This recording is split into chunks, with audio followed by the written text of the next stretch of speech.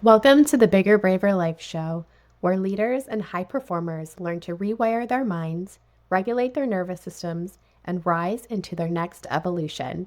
I'm Angela Williams, therapist, leadership coach, and your guide to living, leading, and creating from deep alignment. Because your bigger, braver life isn't about doing more, it's about becoming more of who you really are.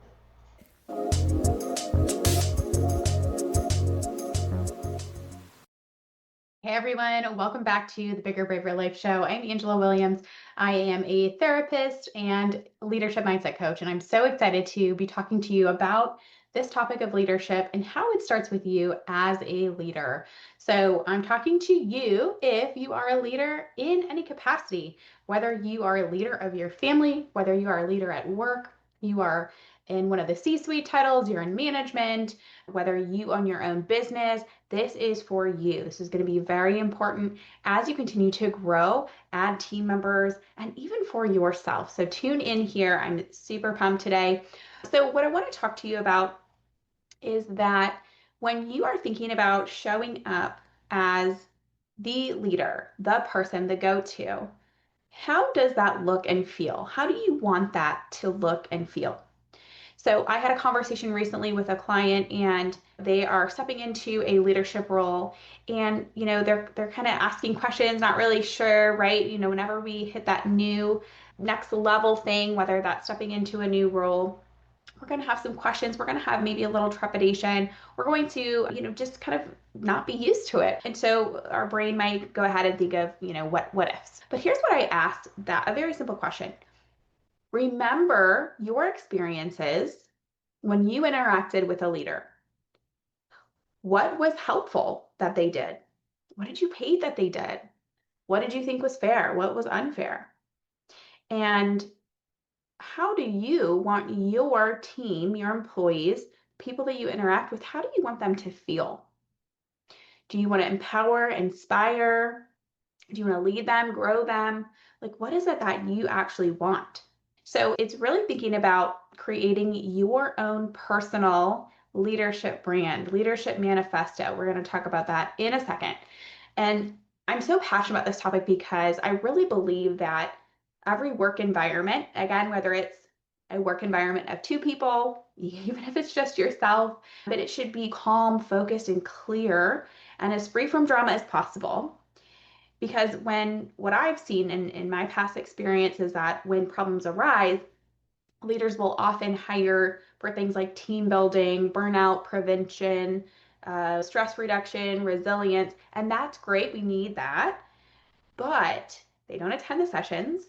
They don't weave these lessons, these foundations into the culture, and they don't do the inner work themselves. That is a big no in my book. That is because it's up to you. Leaders, it starts with you. I know that you're busy. I know that you're tired. I know that you're stretched, you're exhausted, you're trying to do the best you can, and I appreciate that. But here's the thing, you set the culture. Again, whether you are a team, one, two, a part-time person, you set the culture. You set the expectations and you model behavior. Even if you only, you've got a hierarchy so that maybe you are supervising three people, but they're supervising other people, it trickles down to the very frontline person. I promise you. Promise you.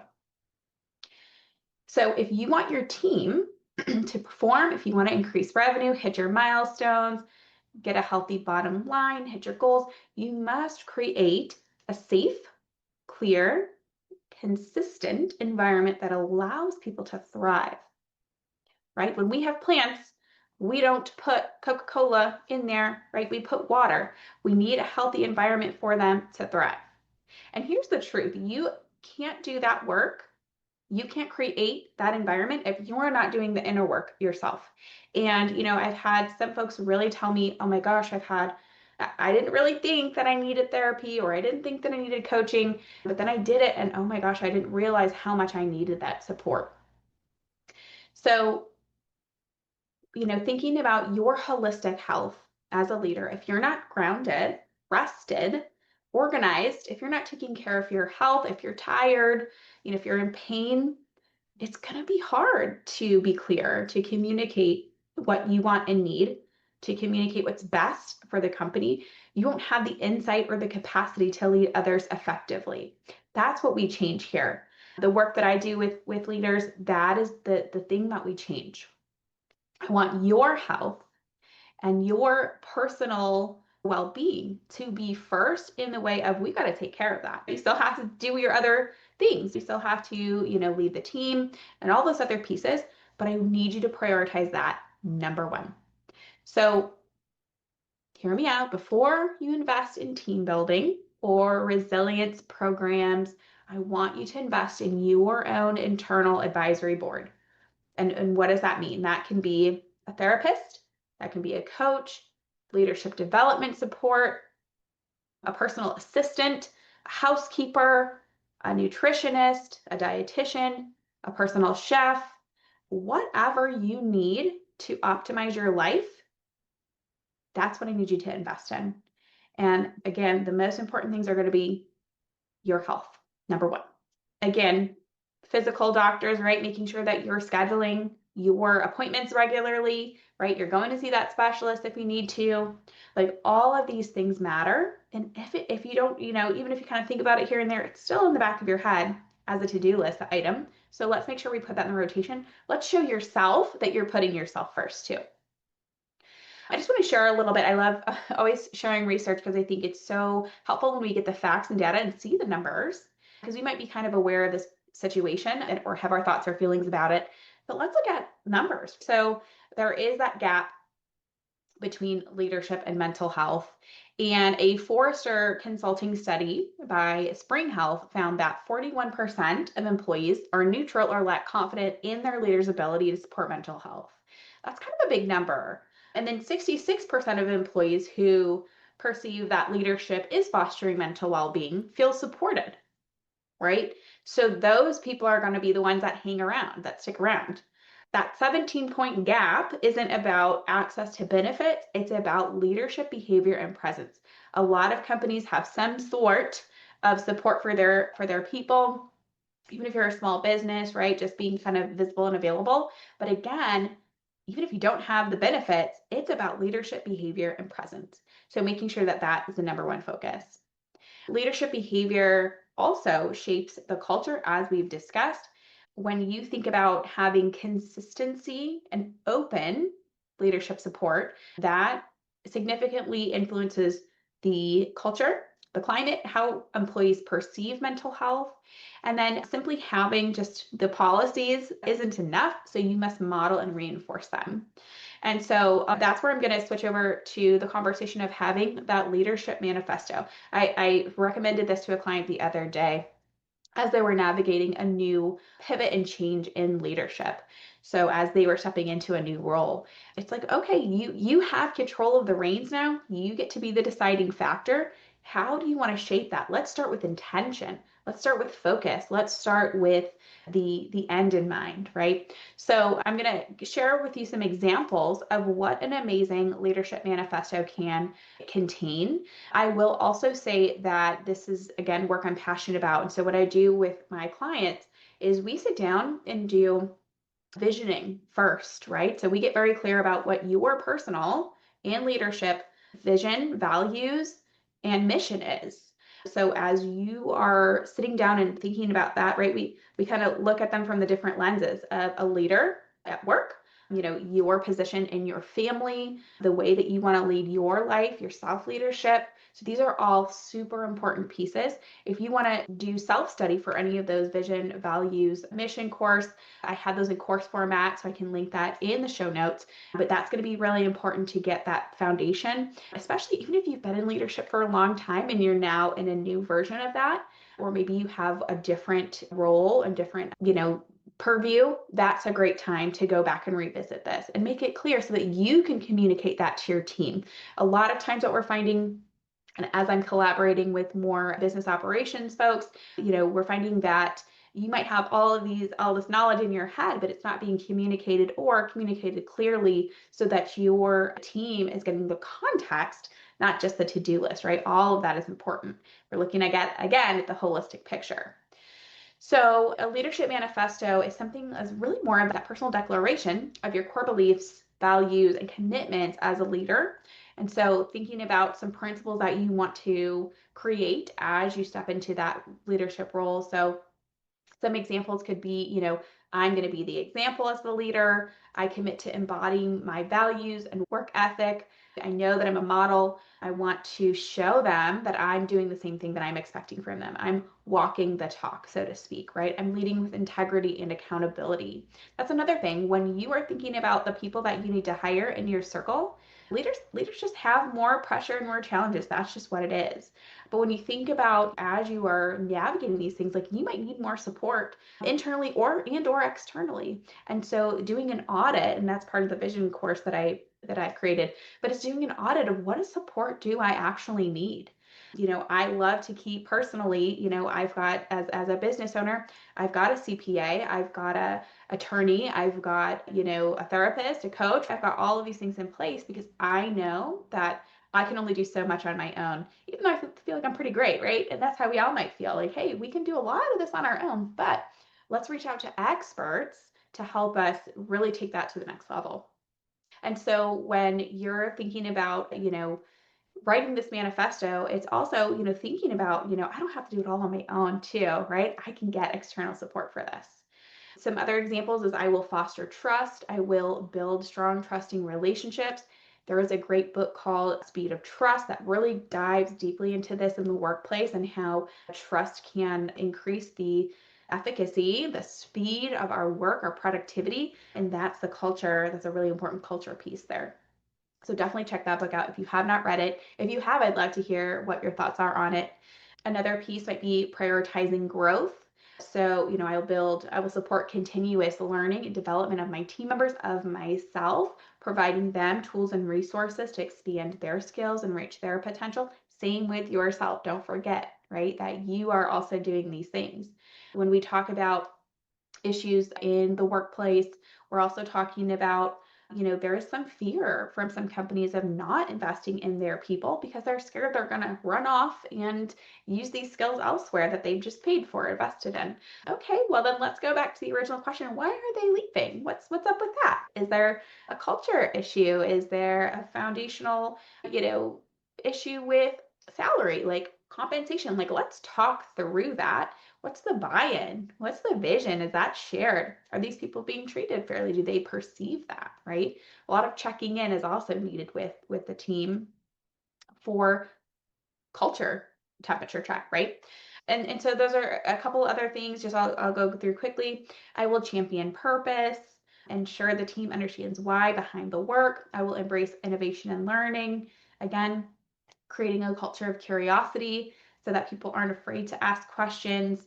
There's other examples that I've heard of where, maybe a business, it started as a small family owned business, and then, but their vision was to scale and grow. But when it came time to maybe step aside for experts to come in and help grow in the areas needed, it was hard for them, right? And so if we are committed to a culture of growth, of curiosity, of excellence, right, then we're going to have to double check ourselves.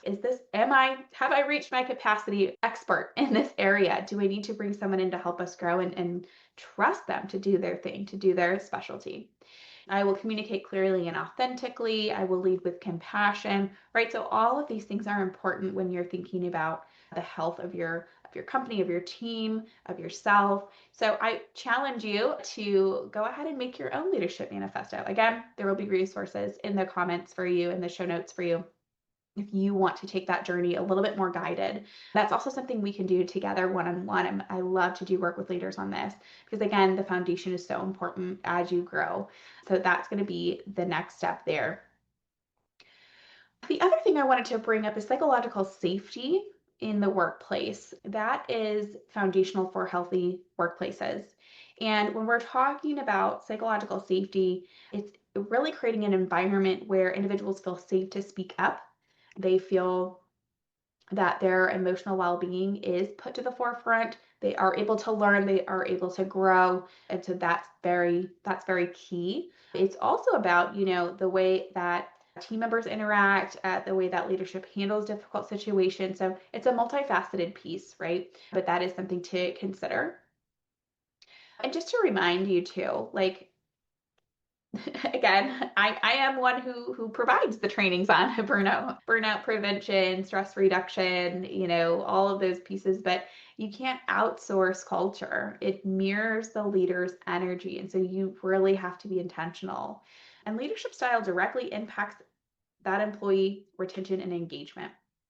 So if you're having a lot of turnover, we have to start from the top and see what's trickling down. So that's a really hard sometimes thing to think about, but that is the focus. And again, we can't expect that our team, our staff is going to be able to regulate, trust, or collaborate if you're not doing it yourself as a leader. Again, you set the tone so much more than you give yourself credit for or even believe. And, we all started somewhere. So if you did not start in leadership, which a lot of us did not, we have risen to those positions. But when you think about those experiences, what can you remember? That's going to be a lot of helpful information. Like, what do you remember being on that front line? Did it feel disconnected from the top? Did it feel like that person in leadership had no idea what was happening on the ground floor? That's a problem, right? We need to be understanding that that's how we can also shape culture for the better. I can think about my own leadership or experiences with individuals and leaderships when I was boots on the ground.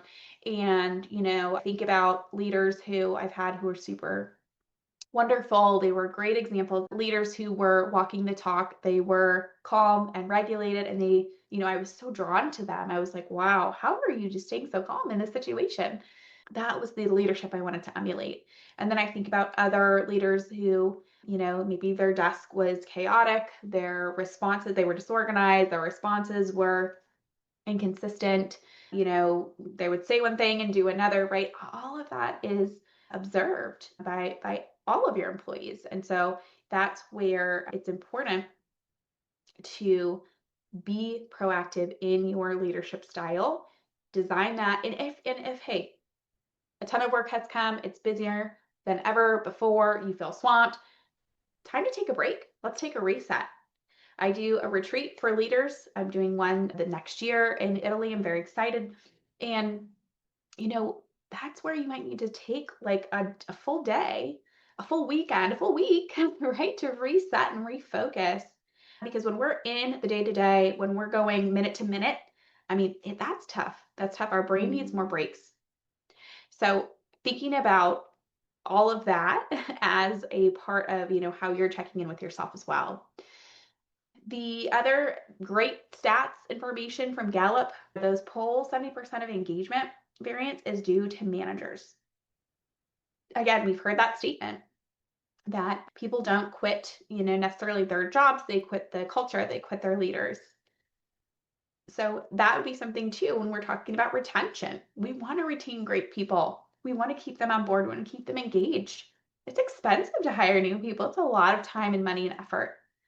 And so how do we keep them with us, all these great talent that we have hired? And if you feel like, hey, maybe my talent's not so great, it's time to go back to then, okay, what's the hiring process? What's that vetting process look like? So here's a question I want you to think about as you take away all of this today. If your team mirrored your current mental state, what would your culture look like? Or what does it look like? And would you want to work there? And then a follow-up is, how do you want that to look and feel?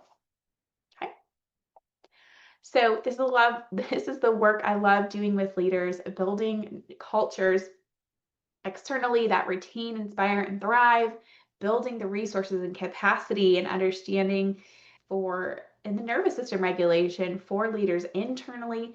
So if you are curious about working with me, I invite you, please jump on a call. We can talk about what you're looking to do, how I can support you with leadership, whether that is one-to-one work, whether that is coming in and supporting your team through a difficult time or through learning more skills, how to create a psychologically safe work environment. And then we're also, always open to planning private retreats. And so you can get all that information in the show notes. Thanks so much for listening. Catch you in the next episode.